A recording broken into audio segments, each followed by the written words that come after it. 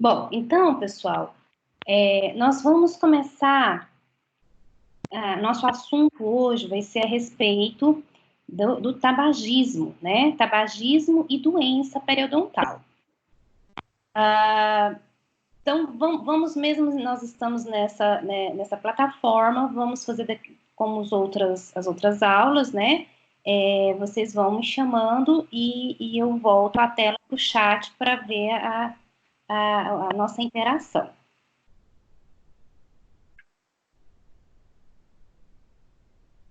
Ok.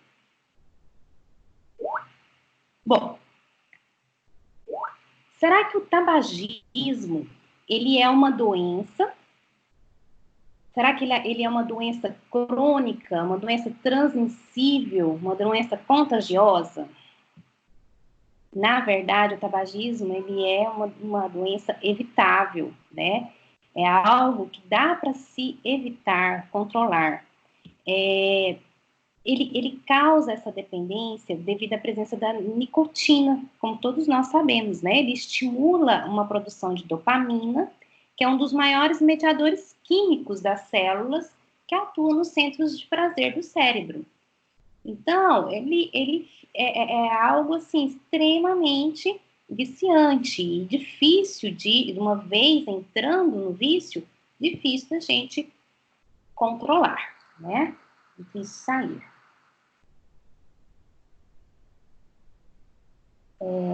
Deixa eu só voltar aqui uma outra coisa.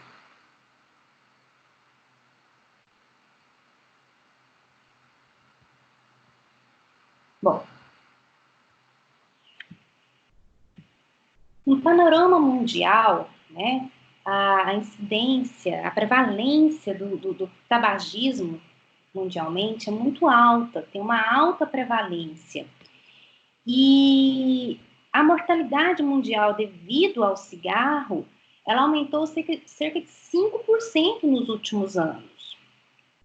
1 em cada 4 homens e 1 em cada 20 mulheres fumam hoje em dia. Ou seja, esse índice sobre as mulheres aumentou demais, né? E aproximadamente 80% dos tabagistas vivem em 24 países, sendo 2/3 em países de baixa e média renda, onde a carga das doenças e morte relacionadas ao tabaco é ainda mais frequente, certo? E o consumo, há um consumo muito alto, né? Cerca de 6 trilhões de cigarro todos os anos, isso no mundo. Então, é um consumo altíssimo. E esse hábito vem cada vez, em vez de ir reduzindo, atualmente, ele está crescendo nos países em desenvolvimento, né? E reduzindo nos países desenvolvidos, porque aí já é onde tem mais informação, mais conscientização, mais trabalho governamental voltado para essa conscientização das pessoas. Então, nos países desenvolvidos, estamos começando a ter essa redução, isso é muito positivo. Ou seja, nós temos uma alta prevalência e muitos, ou seja, se reflete muitos pacientes tabagistas nos nossos consultórios, né? E no Brasil, como é que está isso no Brasil? Ainda bem, felizmente, vem diminuindo ao longo dos últimos 25 anos, né? Por que dessa diminuição? Porque está começando mesmo essa conscientização da população, através tanto quando dói no bolso, né? Os impostos estão mais altos, tem a restrição, leis, né, de restrição do tabaco em lugares fechados, começou-se aqueles alertas, informações sobre os efeitos deletérios dos cigarros em escolas, universidades, aí na mídia, nos próprios maços de cigarros, são ações positivas que melhoraram as estatísticas nacionais, né? Mas ainda assim, com toda essa atuação, o Brasil representa o 8º lugar no ranking de número absoluto de fumantes.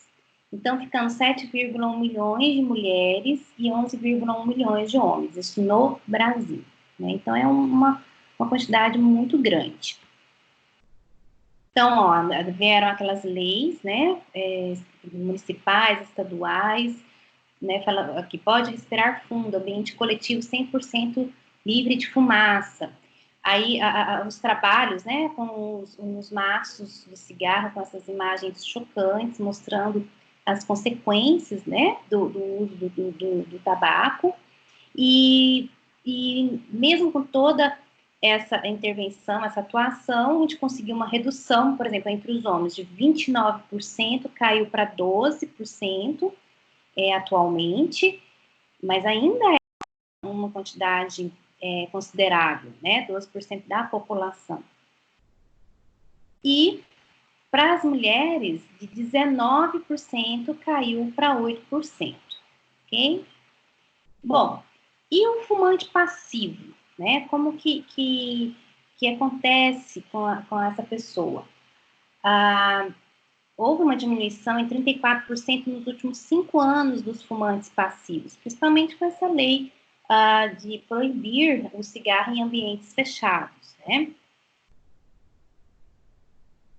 Então, segundo a Organização Mundial da Saúde, em 2013, o tabagismo passivo foi a terceira maior causa de morte evitável no mundo, perdendo apenas para o tabagismo ativo e para o consumo excessivo de álcool. Então, vejam bem, gente, como é complexo isso, né?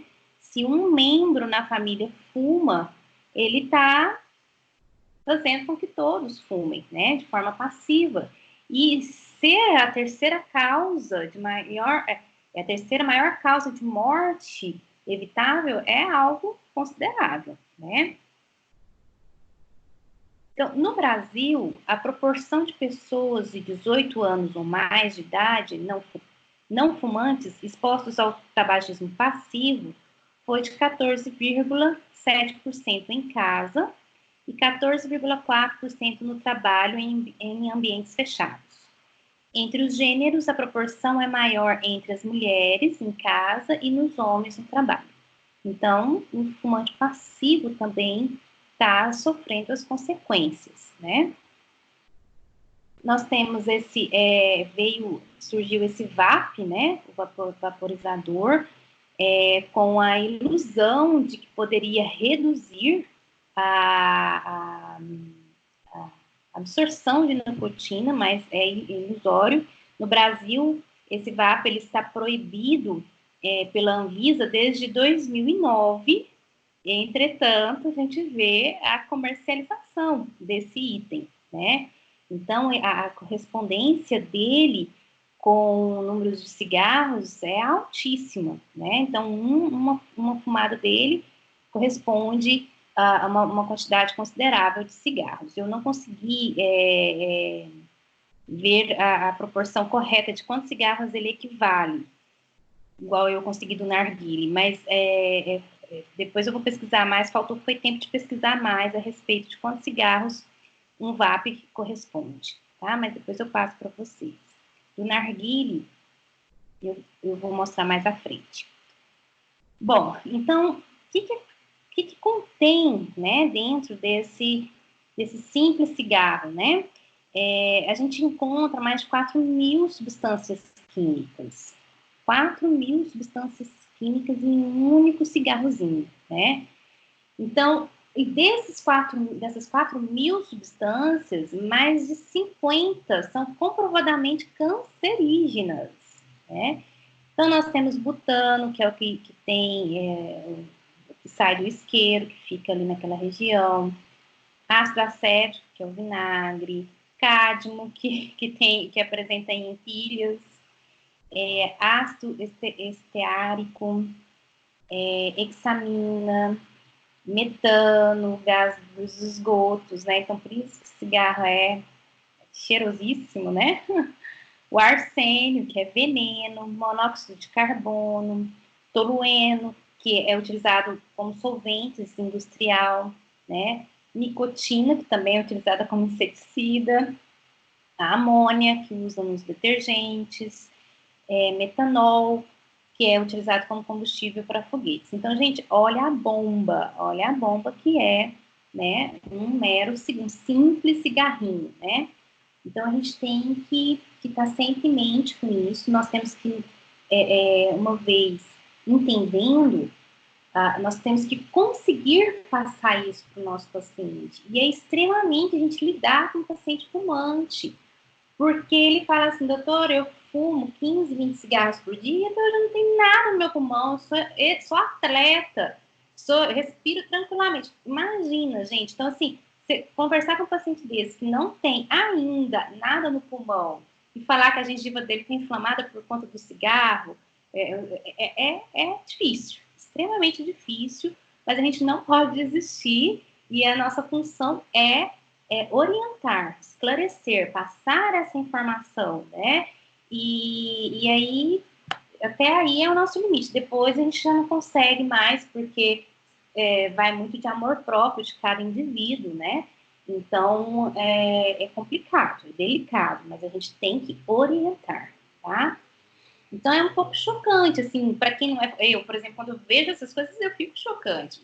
Quem é fumante, eu acredito que sim, que possa chocar também. No entanto, eu tenho alguns pacientes, dá para preencher os dedos das duas mãos, ainda não passou, né? São 6 pacientes que eu consegui fazer parar de fumar. Ou seja, para esses anos de periodontia que eu tenho, são, né, 16 anos de periodontia, só 6 pacientes, eu acho muito pouco. E é de muita insistência, muito conversando e falando. Então é muito difícil, viu? Quando o paciente não decide por ele mesmo, né, é muito complicado. A gente é só mais uma ferramenta para ajudá-la a parar de fumar. Bom, então a gente tem esse alto potencial tóxico, né, mais de 400 toxinas diferentes, que é o monóxido de carbono, cianeto de hidrogênio, radicais oxigenados, tem um alto número de substâncias carcinogênicas, né, que é as nitrosaminas, e as substâncias psicoativas, indutoras do vício, que a gente sabe que é a nicotina, né? Bom, e aí a gente tem esse narguile, né, que é lindo, maravilhoso, né, mas fedidinho e ruim, perigoso do mesmo jeito que o cigarro, né? Então, na verdade, ele é pior do que o cigarro. Ele é um dispositivo, né, utilizado para fumar misturas de tabaco de diversos sabores e aromas, né? Então, essa mistura ela vai ser aquecida com carvão, e aí essa fumaça vai para dentro do dispositivo e passar por um filtro de água, né? E aspirado por uma espécie de mangueira. Então, isso aqui, que ele gera, né? Todas essas consequências fisiológicas, doenças cardíacas, câncer de pulmão, dependência física e psíquica, câncer de fígado, tuberculose e herpes, que também fica passando de boca em boca. Imagina que legal, agora ainda mais com o coronavírus, né? Aí que não pode mesmo. Impotência, câncer oral, né? De lábio, língua, faringe. E uma coisa que me deixou assustada é que uma sessão de 1 hora fumando narguile equivale ao consumo de 100 cigarros. Eu fiquei impressionada com esse dado, né?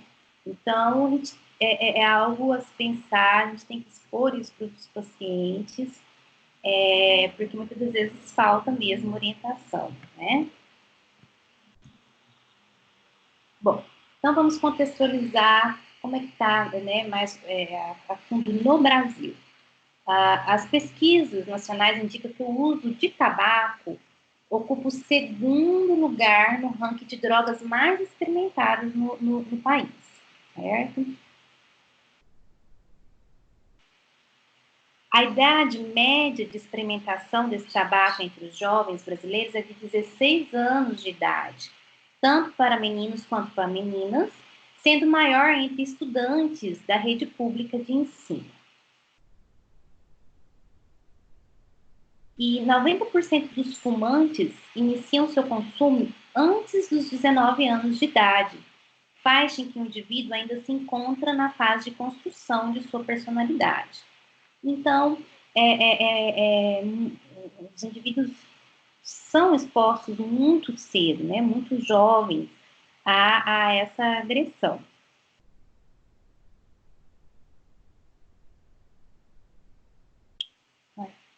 Travou aqui. Bom, Embora o Brasil tenha se tornado a segunda nação do mundo a adotar todas as recomendações da Organização Mundial de Saúde para o combate ao tabagismo, a dependência ainda mata cerca de 430 pessoas por dia, conforme dados do Instituto Nacional do Câncer. Então, gente, é muita coisa, certo? Então, é algo a se pensar, né? A gente não quero aqui desmerecer, diminuir a importância dos cuidados com esse Covid-19, né? Mas vejam só a quantidade de pessoas que morrem por dia devido ao cigarro, que é até maior até agora, né? Por dia. Então, é uma incidência muito alta que a gente precisa, sim, atuar, agir em cima dos nossos pacientes para a gente conseguir reduzir isso, né? Temos até mesmo a ação do fumante passivo. Não é contagioso, né? Como eu coloquei naquele slide inicial, né? Uma doença contagiosa, não é contagiosa, mas ela pode passar, né? Pelo fato de a gente ser passivo, fumante passivo, pode agredir uma outra pessoa sem, né? Que ela queira. Então, é algo que a gente precisa batalhar com os nossos pacientes, sim, como uma vez nós sendo agentes de saúde, né? Somos profissionais da saúde, a gente tem que atuar porque esse número é muito alto. Então, é um dado atualizado do Instituto Nacional do Câncer, e isso é assustador, né? Uma diferença é que, muitas das vezes, o indivíduo comprometido, né, com a doença, com o câncer devido ao tabagismo, algumas outras insuficiências respiratórias, tudo, ele não incha tanto o sistema de saúde, né, como o Covid que a gente está vendo, que aí necessita dos respiradores e tudo mais, né, então ele não sobrecarrega da mesma forma, mas que é um inicial de pessoas que morrem por dia, né. Então, se o hábito de fumar fosse abolido, mais de 156 mil vidas seriam poupadas anualmente no país. Então, assim, é muita coisa, né? Muita coisa. 156 mil vidas poupadas anualmente no país, ok? Ou seja, o tabaco é, sem dúvida, o grande mal do mundo moderno. E a melhora dos números no nosso país serve de motivação para aumentarmos e intensificarmos as campanhas, principalmente nas escolas, né? Então, a gente, no papel do profissional odontólogo, né, profissional da saúde, para essa conscientização é importantíssima para a gente conseguir reduzir esse índice, né? Então, o tabagismo, dentre todos os fatores ambientais do século, certamente representa o mais vil e ameaçador de todos, representando o maior fator de risco para o desenvolvimento de tumores malignos. 1/3 de todos os casos, né? Ou seja, é muito alto. Doenças pulmonares, doenças cardiovasculares, doenças cerebrais, entre outras. Então, com o nosso sistema de saúde já sobrecarregado atualmente, né, com o Covid, imagina com esses pacientes que precisam de internação devido a esses cânceres, né, quão delicado é essa situação, né? Então, sim um fator ambiental do século e é sim uma questão vil e ameaçadora para todos nós, tá? Calcula-se que 100 milhões de mortes foram causadas pelo tabaco no século XX, segundo dados da Organização Mundial da Saúde. Então, olha só, paradoxalmente, né, é o único produto legal que causa a morte da metade dos seus usuários regulares. Isso significa que 1,3 bilhão de fumantes no mundo, 650 milhões vão morrer prematuramente por causa do cigarro. Então, de 1,3 bilhões, 650 milhões vão morrer prematuramente por causa do cigarro. Então, é muita coisa isso no mundo agora, né? Bom, pessoal,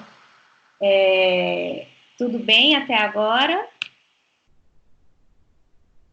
Tá tudo bem? Tá, né? Ok. São dados, assim, que deixam a gente preocupado, né? Ruim, já, uma vez que a gente já tem essa outra preocupação atual, né? É até ruim ver esses dados, mas é algo que está atualizado, viu? Tá, pelo INCA, no final da aula eu vou colocar lá o site de onde eu tirei esses dados, tá bom? É ruim ouvir essas coisas, né?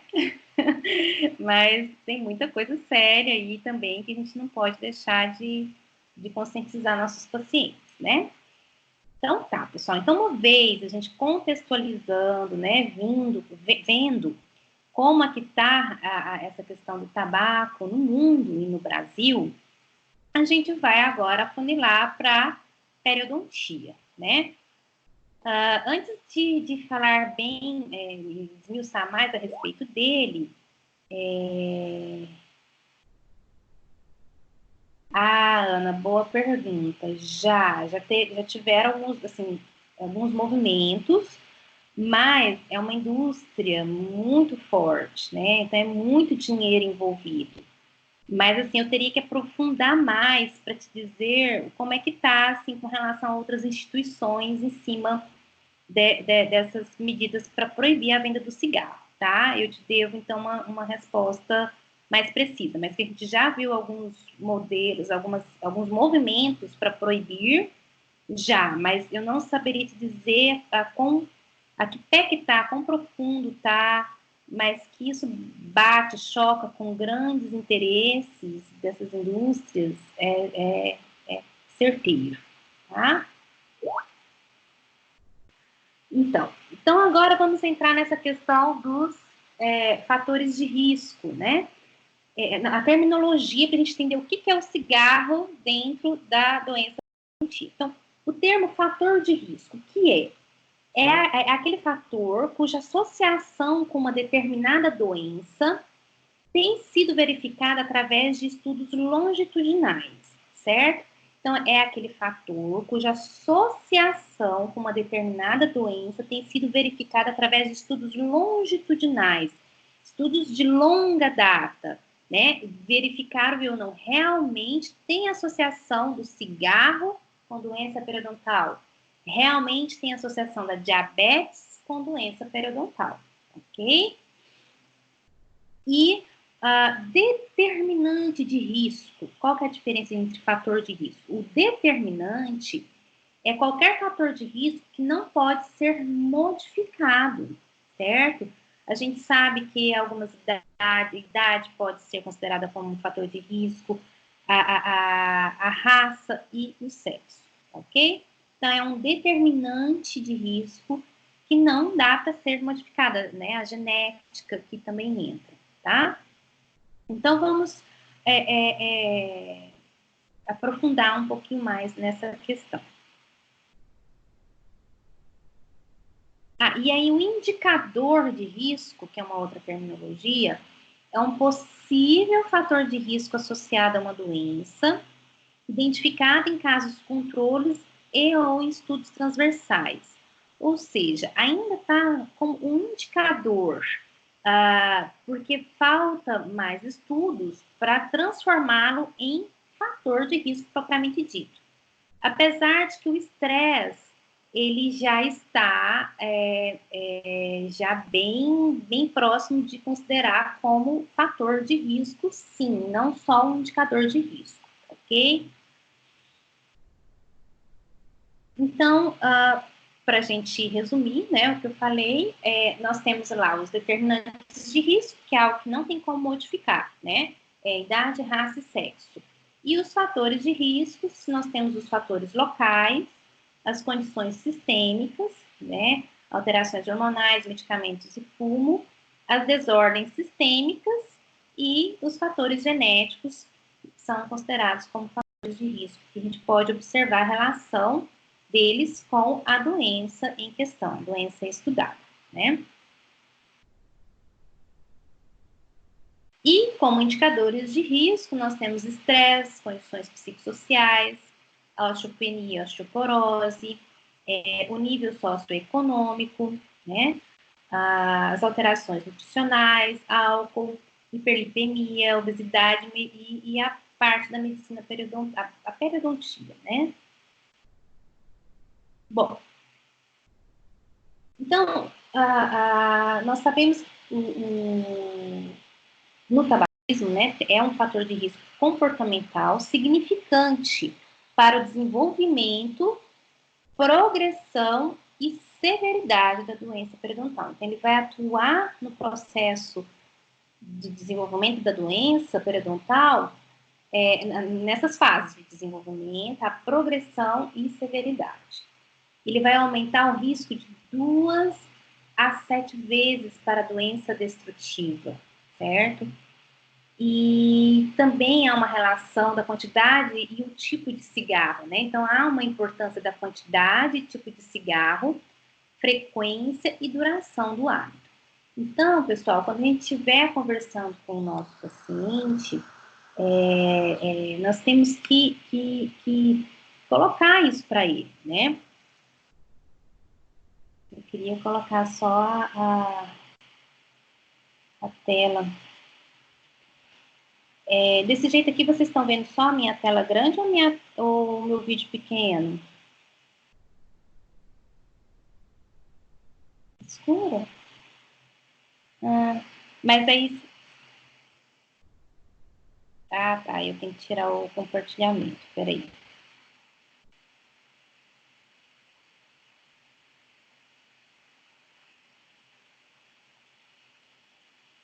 E agora, meu vídeo está grande? Agora está aparecendo a senhora. Tá grande, né? Tá grande. Ai, que bom. Então tá. Ai. Bom, pessoal, o que eu queria dizer é que essa incidência, né, ao conversar com o paciente, de que ele tem de 2 a 7 vezes mais chances de ter a doença destrutiva, né, é importantíssimo a gente conversar a respeito do prognóstico, né? O prognóstico desse paciente, do tratamento desse paciente. Quando a gente fala, por exemplo, quando a gente vai fazer algum procedimento cirúrgico, principalmente instalação de implantes nesse paciente que é fumante, alguma cirurgia de recobrimento gengival e tudo mais. Então, a gente precisa pôr esse dado para ele de que há esses 7,5%, 7 vezes de chance a mais, né? Ai, gente, desculpa, porque eu me desconcentrei aqui. Deixa eu colocar de novo para compartilhar a tela.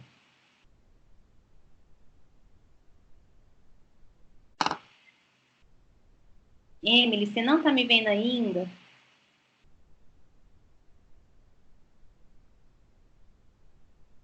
Tá, eu vou colocar aqui a tela de novo, tá, gente? Desculpa.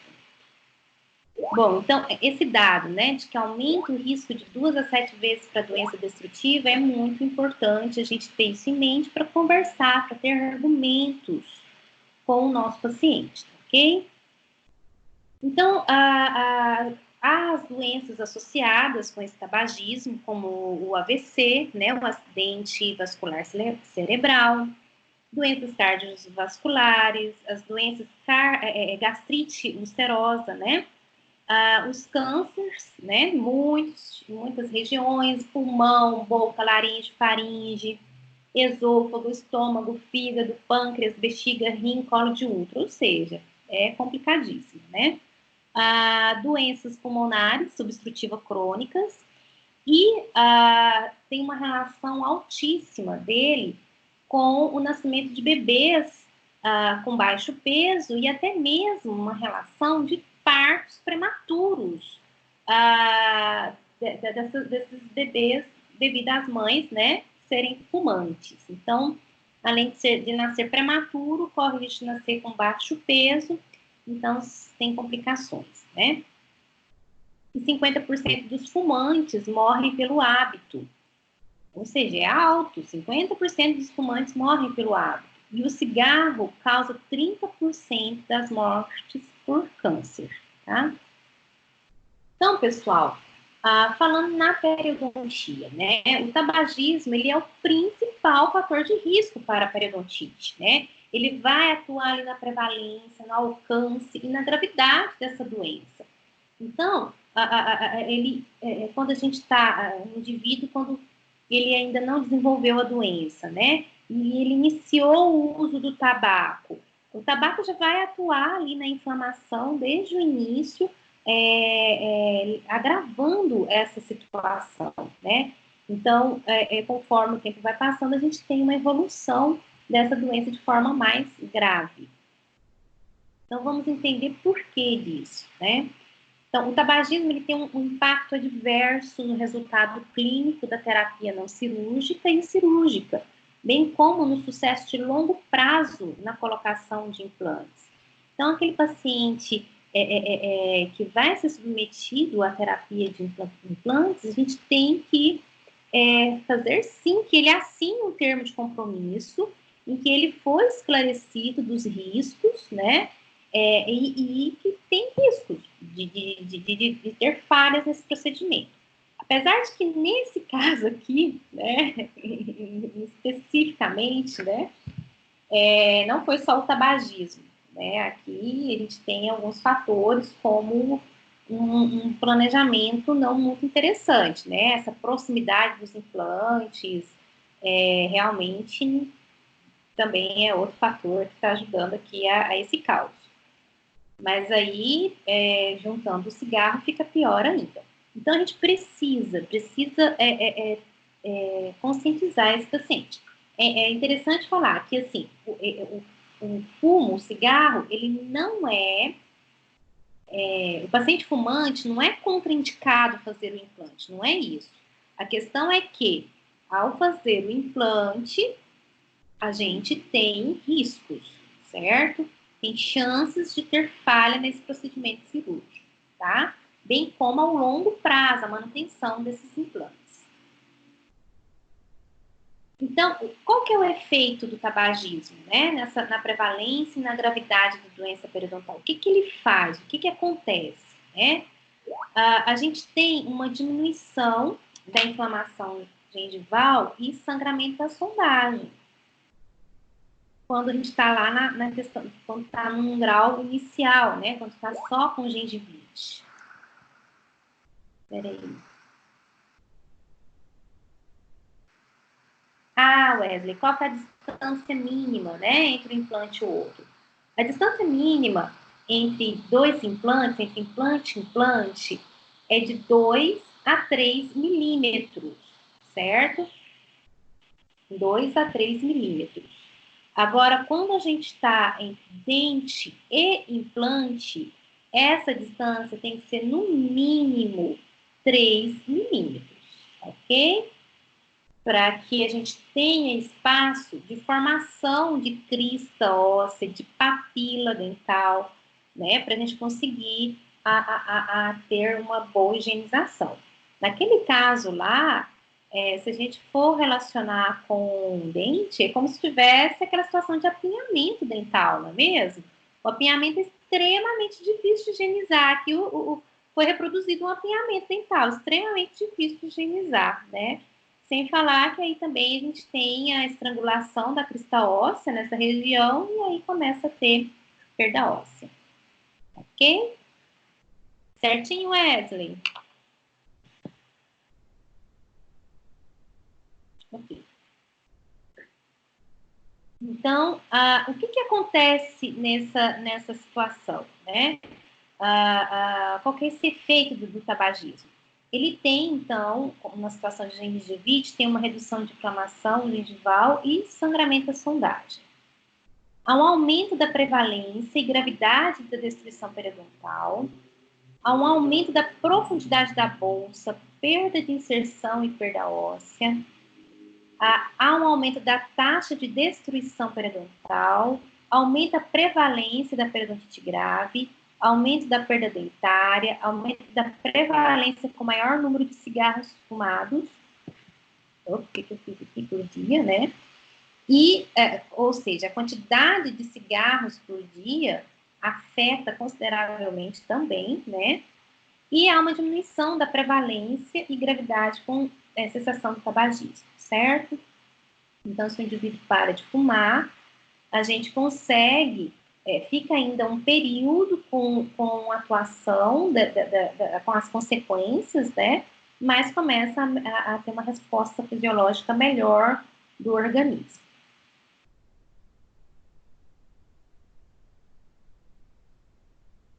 Então, o efeito do tabagismo, né? Na periodontite, o indivíduo fumante, ele tem 4 vezes mais chances de ter periodontite do que um ex-fumante, né? O ex-fumante, ele tem, do que um indivíduo normal, né? E o ex-fumante tem 1,7 vezes mais chances de ter periodontite do que um indivíduo normal. Então, aqui é 4 vezes mais chances de ter periodontite comparado ao indivíduo normal, não fumante. E o ex-fumante tem 1,7 vezes mais chance de ter periodontite quando comparado com o indivíduo normal. Ok? Então, tem uma relação de dose e resposta, né? Então, quanto mais fumar, mais cigarro, mais resposta de doença, tá certo? Então, é muito importante na nossa anamnese quando a gente pergunta quantos cigarros o senhor fuma por dia, porque tem essa relação da dose-resposta. Se eu tenho ali aquele indivíduo que fuma mais de 30 cigarros por dia, ele tem muito mais chances de ter doença do que aquele que fuma 9 cigarros por dia, por exemplo, né? Alguns estudos mostraram que esses indivíduos que estudam mais, que fumam mais que 30 cigarros por dia, vai ter 6 vezes mais chances de ter periodontite. E já os que fumam já 9 cigarros por dia têm 2,8 vezes mais chances de ter periodontite, ok? Então, a gente, essa dose-resposta é importante, por isso que é importante a gente perguntar quantos cigarros fuma por dia, quanto tempo que fuma, quantos anos já fuma, e se parou de fumar, quanto tempo que parou de fumar, ok? Por mais que aquele indivíduo fala, não, mas eu fumo só aos finais de semana, só socialmente, de vez em quando, também tem uma consequência, certo? Tem chance, sim, de desenvolver a periodontite. Então, na nossa anamnese, perguntar sobre o tabagismo atual e o progresso, né? Tentar obter uma indicação do seu nível aproximado de tabagismo. Por exemplo, a quantidade média de cigarros por dia durante um determinado número de anos, certo? Então, a gente fala no termo anos maço, né? Então, a gente faz lá o número de maços fumados por dia e quantos anos ele já vem fumando. Ah, tem 5 anos que eu fumo, né? Então, vamos fazer um exemplo aqui, né? Um fumante que consumiu 20 cigarros por dia durante 15 anos, né? Ele tem, então, 15 anos maço de tabagismo, ok? Porque o maço normalmente tem 20 cigarros, né? Tudo bem, gente? Tá caminhando bem? Ok. Então, a gente ter essa noção de quantos maços ele fuma por ano, né? Essa unidade, anos maço, né? Ok. Então, vamos para a próxima. A gente sempre tem que estar motivando, né, o ex-fumante, parabenizar, por mais que seja só uma semana, por mais não, aí que a gente tem que parabenizar, né? Se ele tem uma semana que parou de fumar, que a gente tem que motivá-lo ao máximo para ele não voltar atrás, porque é muito difícil, né, essa fase. Nós temos que analisar bastante se a resposta do nosso paciente foi precisa, se ele não está escondendo alguma coisa. A gente consegue detectar por características clínicas, né? Presença de manchas, pigmentações na língua, o cheiro mesmo, né? A litose dele é bem característica.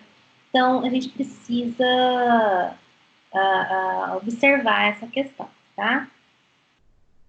E quando o paciente não é considerado fumante, como que a gente também tem que observar essa questão? Peraí, só um pouquinho, que tem uma observação.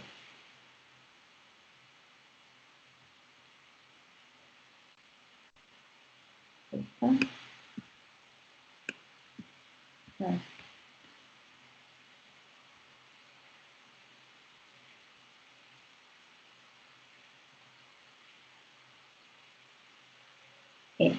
Essa observação aqui que eu não estava lembrando. Ó. Fumantes e ex-fumantes, a gente é considerado como fumante mesmo, né? Quando ele fumou 100 ou mais cigarros durante toda a vida. E não fumantes, quando foi menos que 100 cigarros durante toda a vida. Só que nesse não fumantes entra aqui aquela questão que eu falei, eu fumo só aos finais de semana.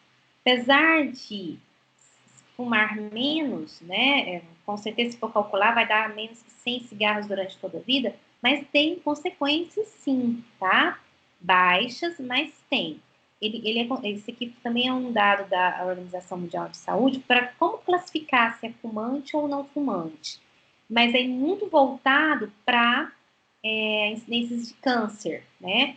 Mas pensando na periodontia, se ele for, mesmo ele tendo fumado menos que 100 cigarros durante toda a vida, ou né, uma quantidade baixa, tem algumas consequências, sim, principalmente quando a gente estiver falando em terapias cirúrgicas. Mas é bom vocês saberem esses dados aqui, tá? Então, na anamnese, a gente vai ver isso também, né? Se aquele paciente é realmente considerado fumante ou não.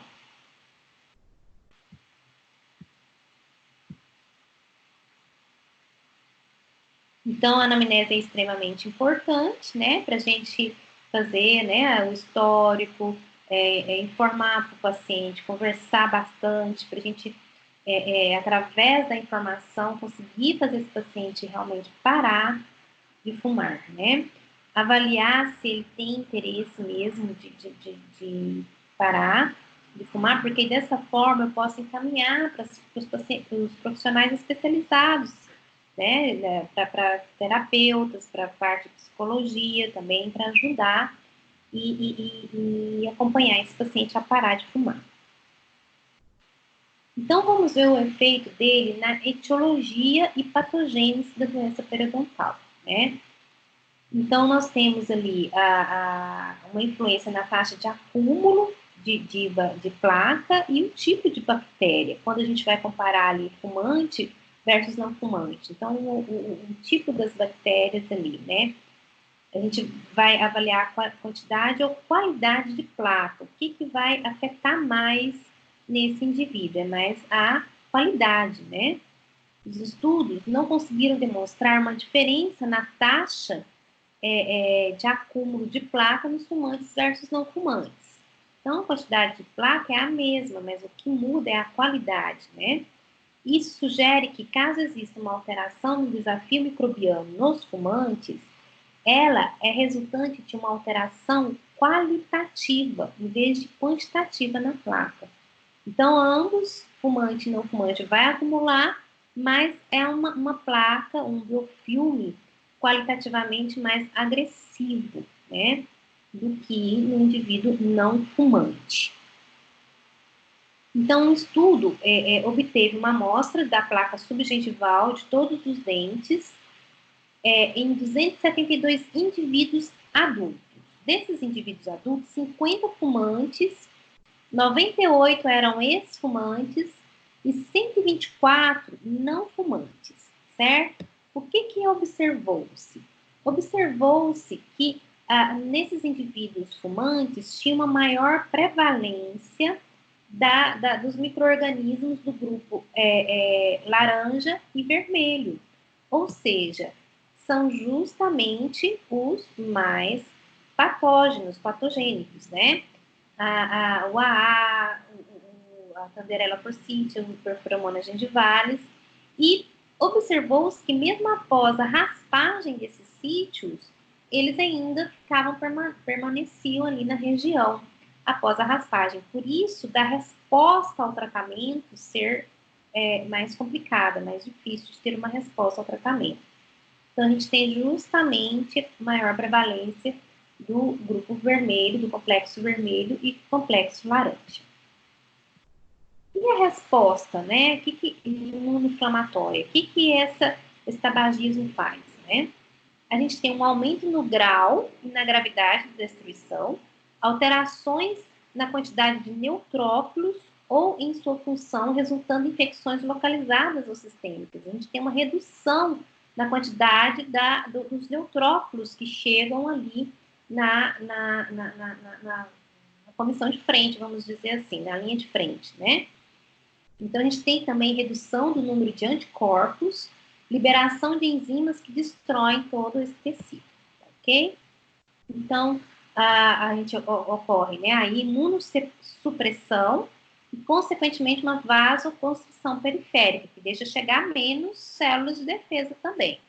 Então, há uma redução dos neutrófilos, eles são afetados na motilidade deles, tem uma redução de quimiotaxia, redução de fagocitose. Diminuição dos anticorpos, né, IgG, IgM, IgA, diminuição das células T. Há uma ativação do sistema complemento de macrófagos e aumenta a liberação de citocinas inflamatórias. Então, tudo complexo, né? E a vasoconstrição periférica, ela se dá pela ação da nicotina. Tem uma diminuição da tensão de oxigênio e favorece a multiplicação desses patógenos locais, né? E a ação térmica também provoca uma paraqueratinização da gengiva. Então, por isso que o fumante tem aquela característica de uma gengiva espessa, né? Meio que engana a gente esse aspecto de sadio, devido a essa paraqueratinização, devido à ação térmica, né? O calor ali naquela região. Então, quando a gente está sondando o nosso paciente fumante, nós temos que aguardar, até no indivíduo normal, na hora que você sonda, você continua a sondagem e volta seu olho nos dentes anteriores para ver o sangramento tardio. No indivíduo fumante, aí que a gente tem que aguardar mais tempo, certo? Até 20 segundos, 1 minuto, você volta o olho lá para ver se não sangrou de forma tardia, ok? Então, nesses indivíduos, a gente, no paciente fumante, tem uma redução de sangramento, né? E quando comparado aos não fumantes, né? Ele tem uma redução nesse sangramento. Então, vamos ver agora o efeito dele, continuar, né? A questão da etiologia. O que acontece? No aspecto de microbiologia, a gente não tem nenhum efeito na taxa de acúmulo de placa, certo? Para atuar nessa taxa de acúmulo de placa, é a escovação mesmo do indivíduo. Então, independe dele ser fumante ou não fumante. Então, a gente tem uma redução da colonização das bolsas periodontais rasas pelos patógenos periodontais nas bolsas rasas, mas há um aumento dos níveis desses patógenos periodontais nas bolsas profundas. Então, quanto mais profundo ali, vai ter um aumento desses patógenos na região.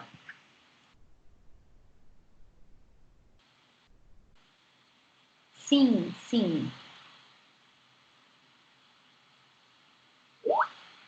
Espera, ela tá com o chat obstruindo isso, né? Tá. Obrigada, Devandra, é verdade, agora que eu entendi. A gente podia até combinar isso mesmo, gente. Boa ideia, Devandra. Quando for fazer pergunta, é melhor mesmo ativar o microfone, que aí eu não deixo vocês sem resposta. Mas é isso aí, a paracretinização dá, sim, um aspecto de gengiva espessa, certo? Porque fica com a faixa bonita de gengiva queratinizada, ok? Ó, aqui nesse caso, quer ver? A gente pode até observar aqui um pouquinho espesso. Deixa eu até passar isso aqui. Ó, vocês percebem? Só que aqui está um caso tão avançado que nem dá para ver saúde aqui, mas esse aspecto aqui fica bem enganoso, né? De a gente achar que está com saúde, ok? Mas esse caso aqui não é o melhor para mostrar essa questão da paraqueratinização. Tá. E aí, com relação à resposta imunoinflamatória, a gente vai ter uma alteração da quimiotaxia dos neutrófilos, uma redução da fagocitose, né, e o ataque oxidativo tudo alterado. Vai ter um aumento do fator de necrose tumoral, né, e alfa, e das prostaglandinas E2 no fluido gengival. A gente tem um aumento, apesar de ter uma redução no sangramento, a gente tem um aumento de fluido gengival, devido ao aumento desses agentes inflamatórios. Há um aumento da colagenase neutrofílica e da elastase no fluido gengival e um aumento da produção de prostaglandinas E2 pelo monócito em resposta aos lipopolissacarídeos. Os lipopolissacarídeos estão presentes ali na membrana, né, dessas bactérias, ok? E na fisiologia, a gente tem uma redução dos vasos sanguíneos gengivais mas mesmo assim um aumento da inflamação, tá? Há uma redução do fluxo de fluido gengival e sangramento à sondagem com aumento da inflamação. Parece controverso, né? Nossa, mas aumenta a inflamação e reduz sangramento?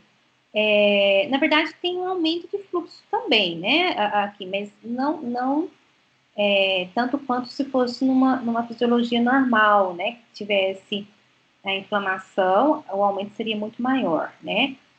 E há uma redução da temperatura subgengival e aumenta a necessidade de recuperação da anestesia local. Aqui, o que acontece essa questão da anestesia? A gente tem, como a gente tem uma vasoconstrição, aquela região anestesiada demora um pouquinho mais para voltar ao normal, certo? Até esse vasoconstritor, o anestésico, circular na corrente sanguínea. Então, por isso que a recuperação é um pouco mais demorada depois que a gente anestesia um paciente tabagista. Gente, ficou claro isso? Ficou, né? Tá. Oi, Devandro. Sim.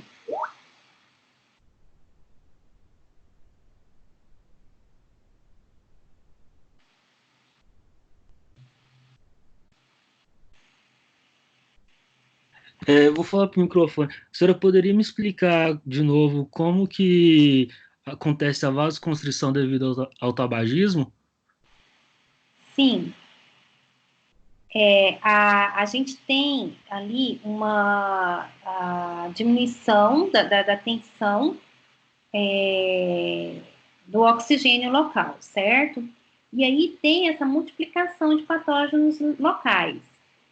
E, na verdade, aí essa é outra questão, né? Mas aí, por que de vasoconstrição? A gente acaba tendo uma multiplicação também de fibroblastos na região, levando a essa vasoconstrição periférica. E devido a gente ter essa paracretinização, fica mais espesso, certo? Então, os vasos sanguíneos são, vamos dizer assim, meio que prensados, vamos dizer assim, certo? Porque há um aumento dessa paracretinização, certo? E aí é como se fosse isso mesmo, é uma pressão nesses vasos sanguíneos e tendo essa vasoconstrição.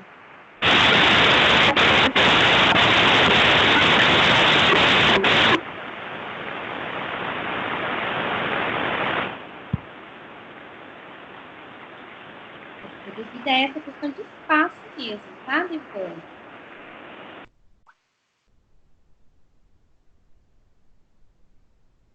Isso, Dalaine. Ele fica denso. Isso mesmo, obrigada, até ficou mais clara essa explicação. Isso. Fibras, colágenos e queratina. Na verdade, tem a produção dos fibroblastos, mas é mais queratina mesmo, tá?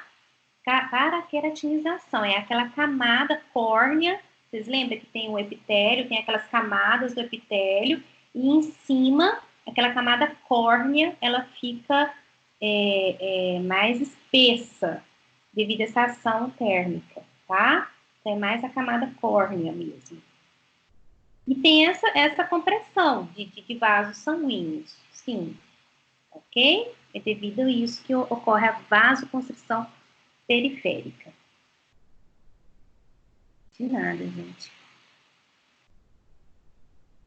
Tá, então, vamos ver o efeito, né, desse tabagismo na resposta ao tratamento mesmo, né? Então, quando a gente está falando de terapia não cirúrgica, que é só a nossa raspagem, a gente observa uma resposta reduzida nos pacientes fumantes. Os estudos vêm mostrando, aí eu peguei só um dado para exemplificar. No indivíduo com doença periodontal avançada, inicialmente, vamos lá, ele está com 7 milímetros de profundidade de sondagem.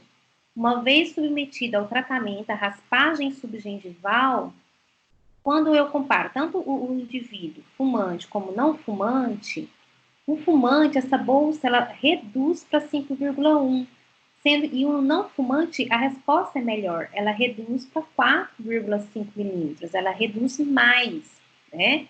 Então, a resposta no não fumante é melhor quando comparada aos pacientes fumantes, eles respondem menos do que respondem menos à terapia não cirúrgica, né?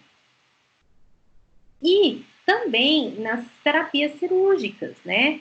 Quando a gente faz o acesso para raspagem, para alisamento radicular, ele vai ter uma resposta não muito favorável, né? A regeneração tecidual guiada, quando a gente toma mão de uso de enxertos ósseos, enxertos gengivais, a cirurgia plástica periodontal e, como eu tinha falado, os implantes e gera muita periimplantite. Tratamento de periimplantite fica também muito ruim. Na verdade, paciente fumante, quando a gente tem desenvolvimento da periimplantite nesse indivíduo, a porcentagem de perda é altíssima, certo? É muito complicado a gente recuperar quando tiver uma periimplantite já um pouco avançada, é complicadíssimo a gente ter sucesso. Né, aqui nesse caso, apesar de ter tido outro fator, né, que foi o mau planejamento, mas também o fator de cigarro complicadíssimo. Então, assim, a gente pode ver aqui, né, para a terapia de manutenção no não fumante, a gente tem uma resposta favorável, né? Então, olha só, tá aqui o antes, né, com muito cálculo, e depois da terapia, a manutenção dele estabiliza essa doença, né? Então, aqui a gente vê a lâmina dura bem esfumaçada, né? Com áreas de início de reabsorção, e aí depois a gente já vê uma definição melhor dessa lâmina dura, a gente já vê uma estabilidade melhor nesse paciente não fumante. Agora, já no paciente a gente tem aqui terapia inicial, né? Não, mas aí são pacientes diferentes, desculpa, né? Mas assim, é complicado a gente fazer a manutenção do paciente não fumante. Parece que eu escutei. Todo paciente fumante. A gente não pode afirmar que todo paciente fumante tem periodontite. Não, não podemos afirmar isso. A gente pode afirmar que ele tem de 5 a 7 vezes mais chances de ter periodontite, tá? Então, assim, a maioria dos pacientes fumantes podem vir a desenvolver, sim, tá? As chances são maiores de desenvolver a doença periodontal, tá? Mas não são todos que têm doença periodontal, tá? E uma vez tendo, a resposta ao tratamento é ruim. Oi, Dayana.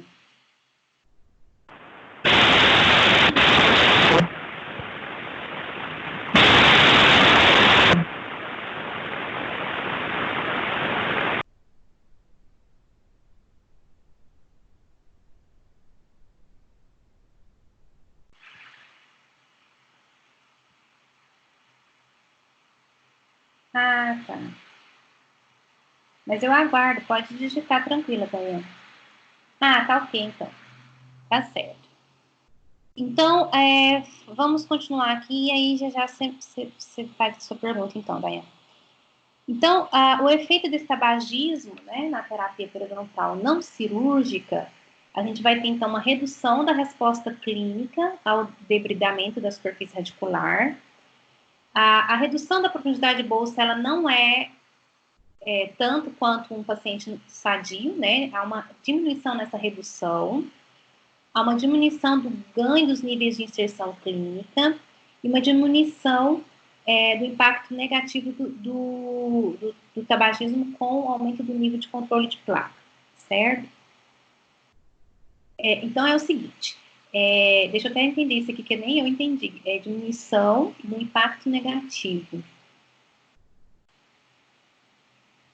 Isso, é que a gente, mesmo nessa terapia não cirúrgica, a gente não tendo respostas clínicas efetivas, o fato da gente aumentar o nível de controle de placa neles, a gente diminui as consequências negativas do tabagismo, certo?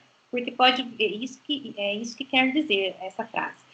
Porque às vezes a gente fala assim, nossa, mas então o efeito do tabagismo, o efeito do tratamento nesse paciente é mínimo, então a gente nem vai perder nosso tempo conscientizando, orientando controle de placa. Não. Conforme a gente aumenta esse nível de controle de placa, a gente vai ter uma redução nesse impacto negativo do tabagismo. A gente consegue ir melhorando a situação. Não 100% como seria num paciente não fumante, mas a gente tem resultado, sim. É mais difícil, é mais desafiador, mas temos resultado. Então, por isso que a gente continua tratando, né? Tem que tratar, tem que conscientizar, ok? E a resposta da terapia cirúrgica em implantes nesses pacientes, quando a gente faz a cirurgia para raspagem periodontal, né? A gente vai ter uma redução, uma diminuição da redução de profundidade de bolsa e uma diminuição do ganho dos níveis de inserção clínica após essa cirurgia, certo?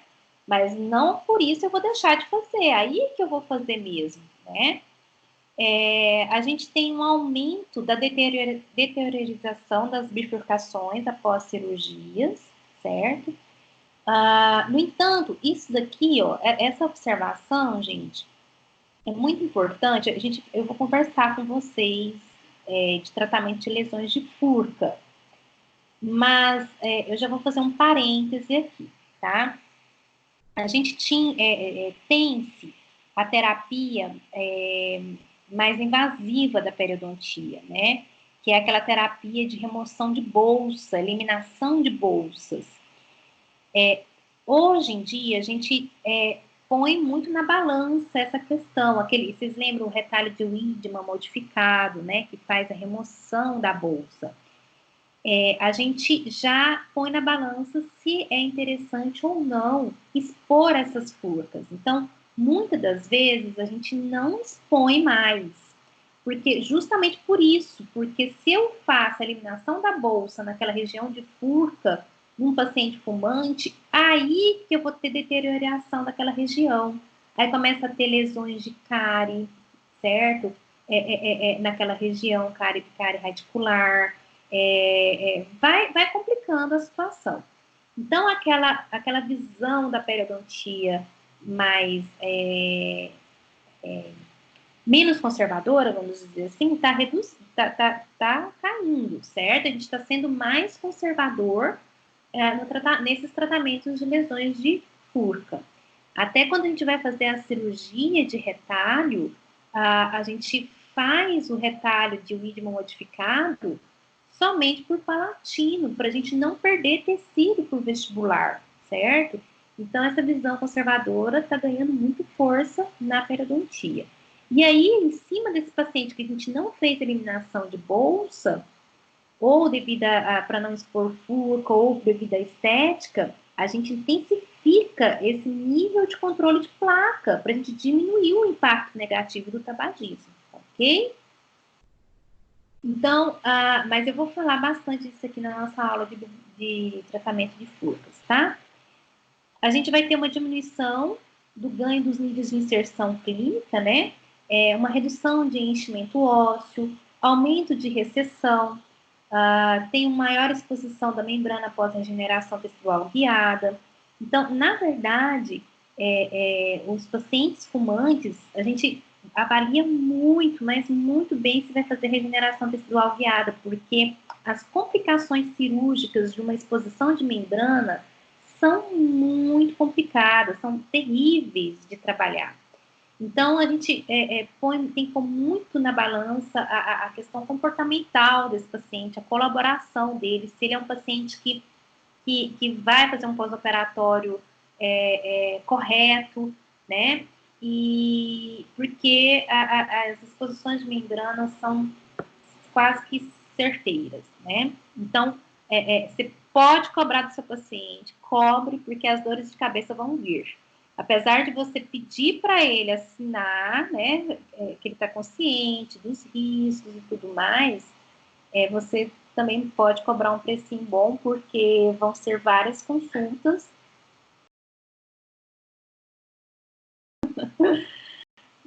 Hoje em dia eu até ponho na balança, gente. E muitas das vezes, assim, se é fumante, eu já não estou fazendo mais por conta dessa variável aí que é realmente muito delicada, né? Os biomateriais são muito caros, então a gente já, infelizmente, já sai caro para o paciente, né? E aí, ainda por cima, tem as dores de cabeça, né? É complicado, complicado. Bom, a gente vai ter uma diminuição na redução da profundidade de bolsa, tem uma menor redução da profundidade de bolsa após os procedimentos de enxerto ósseo e tem um maior risco de fracasso de implante e periimplantite. Okay? Então, é tudo complexo, muito complexo. E na fase de manutenção desse paciente, a gente vai ter uma maior profundidade de bolsa e perda de inserção durante a terapia de manutenção, tem uma maior recorrência da doença, há uma maior necessidade de retratamento nesses fumantes e maior perda dentária nos fumantes após terapia cirúrgica. Mas aí que tem a importância da terapia periodontal de suporte no paciente fumante, aí que tem que ser rigoroso a cada 3 meses, conforme a Academia Americana orienta. Só que o paciente já não fumante, a gente já pode dar uma flexibilização, se ele não tiver nenhum outro fator sistêmico, passar para cada 6 meses, tá?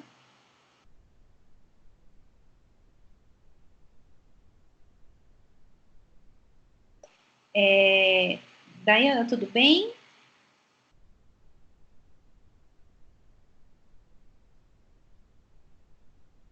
Tá tudo bem, né, pessoal? Posso continuar?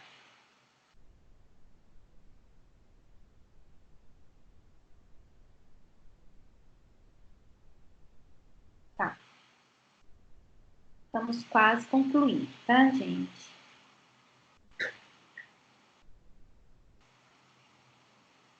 Tá, então como seria o mecanismo de ação do tabagismo, né? Ali também nesses tratamentos. A gente tem que